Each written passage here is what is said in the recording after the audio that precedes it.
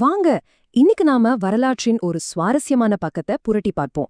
4ஆம் நூற்றாண்டைச் சேர்ந்த நசிரியான்சிஸ் கிரெகோரி. இவர் திருச்சபை வரலாற்றிலேயே மிக முக்கியமான இறையியலாளர்கள் ஒருத்தர். ஆனா இதுல சுவாரஸ்யமான விஷயம் என்னன்னா, அந்த பொறுப்பே அவருக்கு சுத்தமா பிடிக்காது. ஒரு வேலைய விரும்பாமலேயே அதுல ஒருத்தரால எப்படி உச்சம் தொட முடிஞ்சது, அத பத்தி தான் பார்க்க போறோம். இந்த ஒரு கேள்வியில தான் கிரெகோரியோட மொத்த வாழ்க்கை போராட்டமும் அடங்கியிருக்கு. யோசிச்சு பாருங்க, நீங்க ஒரு வாழ்க்கை வாழணும்னு ஆசைப்படுறீங்க, ஆனா விதி உங்களை வேற ஒரு பாதையில தள்ளுது. நம்ம எல்லாருக்குமே இது ஏதோ ஒரு கட்டத்துல நடந்திருக்கும் இல்லையா? ஒரு பக்கம் நம்ம ஆசை, இன்னொரு பக்கம் நம்ம கடமை. இந்த ரெண்டுக்கும் நடுவுல நடந்த போராட்டம் தான் கிரெகோரிய உருவாக்குச்சு. பாருங்க, கிரெகோரியோட வாழ்க்கைய ரெண்டே வார்த்தையில சொல்லணும்னா இதுதான். ஒரு பக்கம் புத்தகங்கள், தத்துவம், அமைதியான சிந்தனைன்னு உலகத்தை விட்டே ஒதுங்கி வாழணும்னு ஆசைப்பட்டார். ஆனா மறுபக்கம் விதி அவரை திருச்சபையோட மிகப்பெரிய பிரச்சனைகளுக்கு நடுவுல ஒரு தலைவரா நிக்க வச்சது.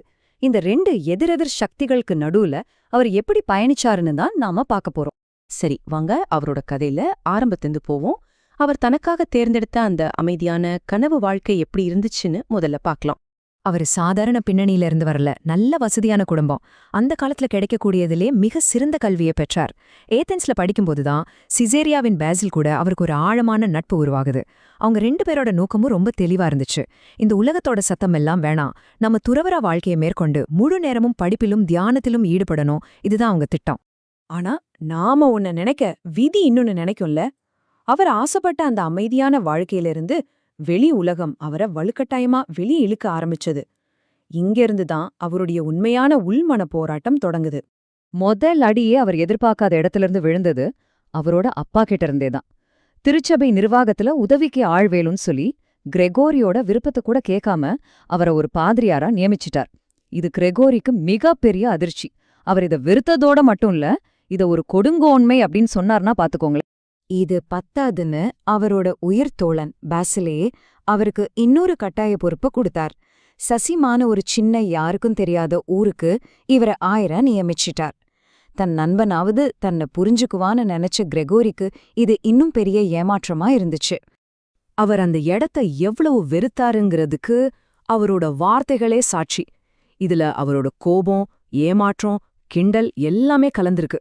ஒரு குதிரை நிக்கிற இடத்துக்கு என்ன ஆயரா போட்டிருக்கீங்களேன்னு சொல்றத கேட்கும்போதே தெரியுது அவர் அந்த பொது வாழ்க்கையை எவ்வளவு வெறுத்திருக்காருன்னு. இது வெறும் புகார் இல்ல, அது அவரோட மனசுல இருந்து வந்த ஒரு டெஸ்பரேட் குரல்.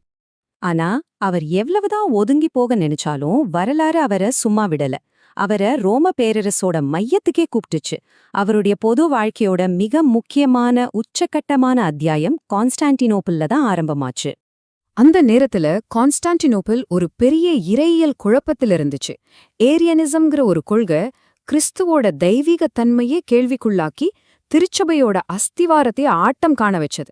இந்த மாதிரி ஒரு சூழல்ல தான் இந்த பிரச்சனையை தீர்க்க சொல்லி தயக்கத்தோட இருந்த கிரெகோரிய கூப்பிடுறாங்க. அவர் அனஸ்தாஷியா, அதாவது விசுவாசத்தின் உயிர்த்தெழுதல்னு பேர் வச்ச ஒரு சின்ன சாப்பல்ல இருந்து பேச ஆரம்பிச்சார். அவரு பேசின அந்த 5 சொற்பொழிவுகள் தான் கிறிஸ்தவ இறையியலோட போக்கே மாத்துச்சுன்னு சொல்லலாம். இங்கேதான் அவருடைய மிகப்பெரிய இறையியல் பங்களிப்பு வருது. த்ரீத்துவம், அதாவது ட்ரினிட்டில பரிசுத்த ஆவியானவரோட இடம் என்னன்னு விளக்குறதுல அவர் ஒரு புதிய வழியை காட்டினார். பிதாவிடமிருந்து மகன் பிறக்கிறார், ஆனா பரிசுத்த ஆவியானவர் புறப்படுகிறார்னு அவர் சொன்னார். இது கேட்கறதுக்கு ஒரு சின்ன வார்த்தை வித்தியாசமாதான் தெரியும். ஆனா இந்த கருத்து பரிசுத்த ஆவியானவரோட தெய்வீகத்தை உறுதிப்படுத்தி இறையியல்ல ஒரு பெரிய மைல்கல்லா அமைஞ்சது. அவரோட அறிவாலும் பேச்சு திறமையாலும் அவர் திருச்சபையோட உச்சபட்ச பதவிக்கே உயர்ந்தார். பேரரசரே கூட்டின ஒரு மிக முக்கியமான சபைக்கு தலைமை தாங்குற பொறுப்பு அவருக்கு கொடுக்கப்பட்டுச்சு. தயங்கி வந்த ஒருத்தர் இப்போ திருச்சபையோட உச்சியில நிக்கிறார். ஆனா அந்த உச்சியில அவரால ரொம்ப நாள் நீடிக்க முடியல. அரசியல் விளையாட்டு ஆரம்பமாச்சு. நீங்க எப்படி சசிமாங்கிற சின்ன ஊரோட ஆயரா இருந்துட்டு கான்ஸ்டான்டினோப்பிளுக்கு தலைவராகலான்னு ஒரு குரூப் பிரச்சனைய கிளப்புச்சு. இது இறையியல பத்தின சண்டையில, இது பக்கா பவர் பாலிடிக்ஸ். இந்த அரசியல் சதுரங்கத்தால நொந்து போன கிரெகோரி ஒரு சரித்திர முக்கியத்துவம் வாய்ந்த ராஜினாமா உரையை நிகழ்த்தினார். அதிகாரத்தை விட மன அமைதிதான் முக்கியம்னு அடிச்சு சொன்னார். இந்த புயலுக்கு நான் தான் காரணம்னா கப்பலை காப்பாத்த என்னைய கடல்ல தூக்கி போடுங்க, நான் சந்தோஷமா அந்த சிம்மாசனத்துல ஏறல, சந்தோஷமாவே இறங்குறேன்னு ஒரு சொன்ன வார்த்தைகள் அதிகார ஆசைக்கு முன்னாடி மனசாட்சி எவ்வளவு சக்தி வாய்ந்ததுன்னு காட்டுது. அதிகாரத்தை விட்டு விலகி அவர் தன்னோட கடைசி அத்தியாயத்துக்குள்ள நுழைஞ்சார். ஆனா இங்கதான் ஒரு சுவாரஸ்யமான திருப்பம். இந்த தனிமைதான் அவருடைய பெயரை வரலாறுல என்றென்றைக்குமா நிலைநிறுத்தப் போகுது. இதுதான் அவரோட வாழ்க்கையோட மிகப்பெரிய முரண். அவர் எப்ப பொது வாழ்க்கையை விட்டு தப்பிச்சு ஓடினாரோ அப்பதான் அவரோட மிக முக்கியமான காலத்தால் அழியாத படைப்புகளை உருவாக்குனாரு. அவரோட செல்வாக்குமிக்க நூல்கள், கவிதைகள், கடிதங்கள் எல்லாமே அவர் ஆசைப்பட்ட அந்த அமைதியான தனிமையான நேரத்துல தான் எழுதப்பட்டுச்சு. அப்படி தனிமையில எழுதப்பட்ட அந்த படைப்புகளோட தாக்கம் எவ்வளவு பெருசு தெரியுமா? அது ஒரே ஒரு எண்ணுல சொல்லிரலாம், 3. ஏன் இந்த நம்பர் இவ்ளோ முக்கியம்? ஆமா, கிட்டத்தட்ட 2000 வருஷ திருச்சபை வரலாறுல ஆயிரக்கணக்கான அறிஞர்கள், புனிதர்கள் இருந்திருந்தாலும் வெறும் 3 பேருக்கு மட்டும்தான் இறையியலாளர் அங்கிற அதிகாரப்பூர்வமான சிறப்பு பட்டம் கொடுக்கப்பட்டிருக்கு. அதுல ஒருத்தர் நம்ம தயக்கமிகு இறையியலாளர் கிரெகோரி. இதுவே அவரோட அறிவுசார் மரபு எவ்ளோ பெரியதுன்னு சொல்லுது. ஆக கிரெகோரியோட வாழ்க்கை நம்ம முன்னாடி ஒரு ஆழமான கேள்விய வைக்குது. அவர் அமைதியை தேர்ந்தெடுத்தார், ஆனா வரலாறு அவருக்கு போராட்டத்தை கொடுத்துச்சு. அவர் தனிமைய விரும்பினார், ஆனா விதி அவரை தலைவராக்கியது. கடைசில எந்த மரபு பெருசு? நாம நமக்காக தேர்ந்தெடுக்கிறதா இல்ல நமக்காக தேர்ந்தெடுக்கப்பட்டதா? இது நாம எல்லாரும் யோசிக்க வேண்டிய ஒரு கேள்வி.